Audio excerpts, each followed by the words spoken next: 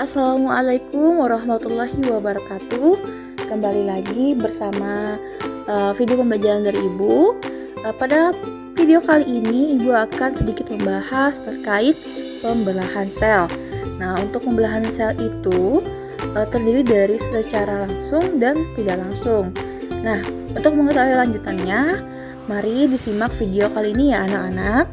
Oh iya, sebelum untuk menyimak materi dari Ibu harap anak-anak sudah berdoa terlebih dahulu sebelum menyimak materi dari video Ibu hari ini, dan jangan lupa untuk presensi ya. Oke, kita masuk pada pembelahan sel. Nah, sebelum Ibu masuk, pembelahan sel tadi kan Ibu sampaikan bahwasanya terdiri dari yang pembelahan secara langsung dan tidak langsung ya. Nah, maksudnya itu adalah adanya proses seperti amitosis, mitosis, dan meiosis.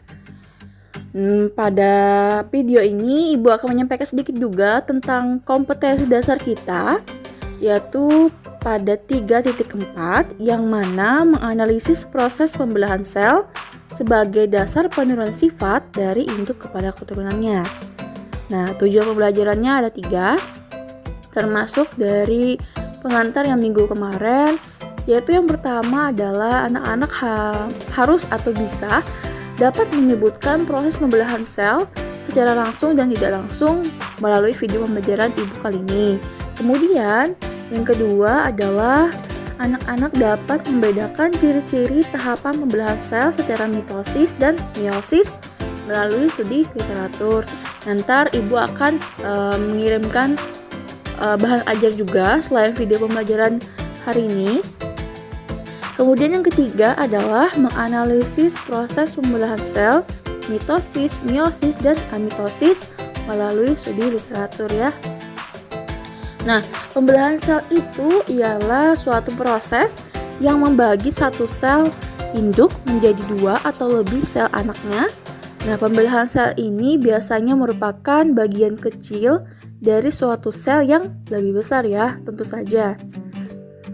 Macam-macam pembelahan sel itu amitosis atau bisa disebut juga pembelahan biner. Kemudian mitosis itu juga bisa disebutkan dengan tidak terjadinya reduksi jumlah kromosomnya. Sedangkan untuk meiosis itu terjadi reduksi jumlah kromosomnya ya. Nah, untuk tahapan amitosis itu pembelahan sel secara langsung ya. Kemudian tidak mengikuti tahapan pembelahan sel yang seperti ada profase, metafase, dan seterusnya. Kemudian biasanya ditemukan pada organisme uniseluler ya. Jadi kita kalau misalkan dia hanya uniseluler, dia pasti adalah melakukan pembelahan sel secara mitosis atau secara langsung ya. Kemudian tadi kan amitosis adalah pembelahan biner ya. Nah, pembelahan biner ini kan contohnya pada bakteri. Nah, pada bakteri itu kan ada gambar yang di slide ini. Kromosom bakteri menempel pada membran plasma pada gambar pertama, gitu ya. Kemudian ada bagian DNA yang kromosom yang menempel mengalami replikasi. Selanjutnya sel mulai membelah, membagi 2. Kemudian terjadilah 2 sel anakan. Nah, sesimpel itu dari pembelahan biner ya. Tanpa adanya proses dari seperti metafase, anafase, telofase gitu ya. Selanjutnya pembelahan mitosis. Nah, mitosis merupakan pembelahan sel secara tidak langsung. Proses pembelahan mitosis terjadi pada semua sel tubuh makhluk hidup, kecuali pada jaringan yang menghasilkan sel gamet atau pada bagian tubuh makhluk hidup yang masih mengalami pertumbuhan, yaitu pada jaringan embrional atau meristem ya, jaringan meristem.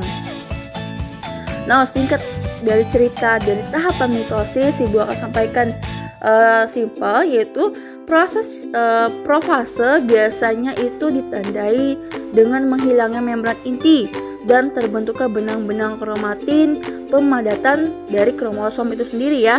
Kemudian pada proses metafase itu ditandai dengan kromosom yang berderet di bidang ekuator.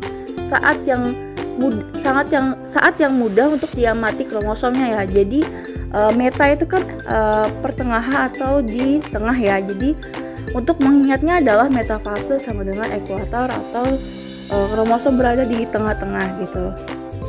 Nah, untuk selanjutnya anafase. Anafase itu ditandai dengan kromosom mulai bergerak ke arah kutub yang berlawanan, ditarik oleh benang-benang spindle atau mikrotubul. Nah, itu seperti sudah mulai terjadi adanya sel anakan dari sel induknya. Kemudian pada proses telofase itu dibagi dua, sel anakannya sudah benar-benar anakan yang awalnya satu menjadi dua sel anakan gitu ya. Nah, ini adalah foto secara simulasinya. Adanya profase awal, protase awal, protase akhir, kemudian metafase, anafase, telofase. Ini profase ya. Tulisannya ya profase awal, profase akhir, metafase, anafase, telofase awal, telofase akhir ya. Nah, ini contoh gambar. Ini juga materi yang sebelum Ibu kasih juga kan ya. Bentuk aslinya seperti apa? Ini adalah contoh dari proses dari mikroskop ya, dengan bantuan cairan yang sehingga membuat sel ini tampak biru ya. Yang profase tadi kan seperti tampak tidak hanya kelihatan kromosomnya aja ya, sebenarnya dia ada dilindungi juga yang bulat itu, pinggir-pinggirnya itu. Ada profase, metafase, anafase, dan telofase juga. Dan itu yang tebal biru itu adalah dari kromosomnya ya. Ntar ada Ibu sampaikan juga bentuk tabelnya untuk membedakan secara ciri-cirinya ya. Ada proses dari mitosisnya, interfase, profase, metafase, anafase, dan telofase. Nah, untuk berikutnya adalah meiosis. Meiosis itu adalah pembelahan yang terjadinya adanya reduksi ya, tadi yang Ibu sampaikan. Pembelahan meiosis adalah pembelahan yang menghasilkan sel anakan dengan jumlah kromosom setengah dari jumlah kromosom sel induknya. Mengapa? Karena pada pembelahan sel secara meiosis, setelah kromosom mereplikasi satu kali, sel diploidnya akan membelah diri secara 2 kali, menghasilkan 4 sel anakan yang sekaligus atau haploid ya. Pertama, masing-masing dari kromosom tersebut bereplikasi dan terjadi pindah silang atau crossing over. Kemudian hasil pembelahan pertama atau meiosis 1 akan memisahkan kedua kromosom dari pasangan homolog, mengemasnya di dalam sel anak yang terpisah yang bisa disebut dengan haploid. Nah, pembelahan kedua itu dikatakan meiosis 2 yang memisahkan kromatid. Jadi pembelahan meiosis ini menghasilkan 4 sel anakan sekaligus, gitu ya. Nah, untuk tahapan meiosis juga sama seperti dari mitosis, adanya profase, metafase, anafase, dan telofase. Akan tetapi pada tahap telofase ini terjadi proses sitokinesis sehingga akan terbentuk lagi 2 buah sel yang masing-masing pada bagian yang memiliki 1 buah inti dan akan membelah lagi dari kromosom yang memiliki sifat homolog ya. Jadi sudah mulai membelah kembali dari tahap telofase ini. Kemudian akan lanjut lagi ke profase, metafase, anafase, dan telofase. Biasanya disebut juga profase 1, metafase 2, metafase 1, anafase 1, telofase 1. Kemudian lanjutannya adalah profase 2, metafase 2, anafase 2, dan telofase 2 gitu ya. Kemudian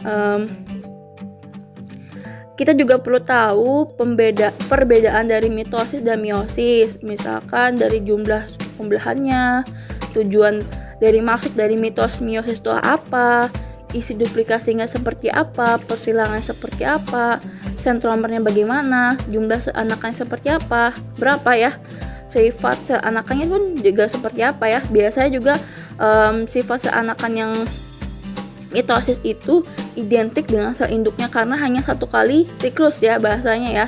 Sedangkan meiosis itu terkadang tidak tidak identik dengan sel induknya karena sudah terjadi kombinasi gen ya. Itu ya. Kemudian proses kinesisnya ada apa enggak gitu ya. Sedangkan di meiosis kan tuh ada ya. Karena dia akan melakukan 2 kali siklus ya.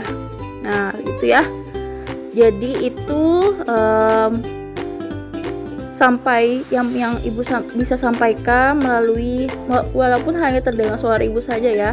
Mungkin minggu depan atau 2 minggu yang akan datang ibu akan tampil di video. Oke, untuk pembelajaran hari ini ibu harap anak-anak juga bisa menyimak video yang ibu berikan dan bahan ajar yang bisa kalian dibaca kembali ya. Terima kasih. Billahi taufiq wal hidayah. Selamat siang anak-anak dan juga wassalamualaikum warahmatullahi wabarakatuh.